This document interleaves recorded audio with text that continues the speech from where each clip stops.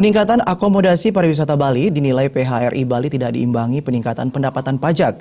Selain potensi kehilangan pajak, keberadaan akomodasi pariwisata bodong akan merusak pasar dan kualitas pariwisata Bali. Ketua PHRI Bali Cokorda Arte Ardana Sukawati mengatakan di Bali kini akomodasi pariwisata bodong menjamur. Selain ada potensi kehilangan pendapatan pajak, akomodasi bodong merusak harga pasar dan kualitas pariwisata Bali. Akomodasi bodong tidak memiliki standar dalam memberikan layanan.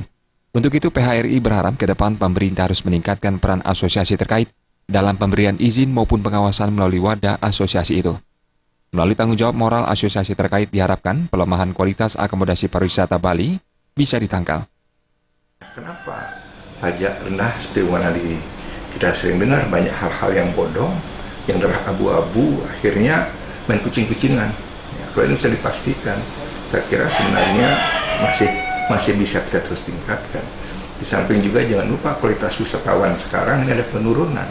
Sedangkan jumlahnya, kalaupun ada peningkatan yang tahun lalu dibuat 7%, ini tidak sesuai dengan peningkatan dari length of stay, tidak sesuai dengan peningkatan kemampuan daya belinya dia, buying powernya dia. Pria yang akrab disapa Cok Aceh ini menambahkan dari sisi kuantitas, jumlah kunjungan wisatawan ke Bali terus mengalami peningkatan, namun hal ini tidak dibarengi peningkatan kualitas wisatawan. Selain lemahnya infrastruktur, kondisi ini disebabkan lemahnya regulasi.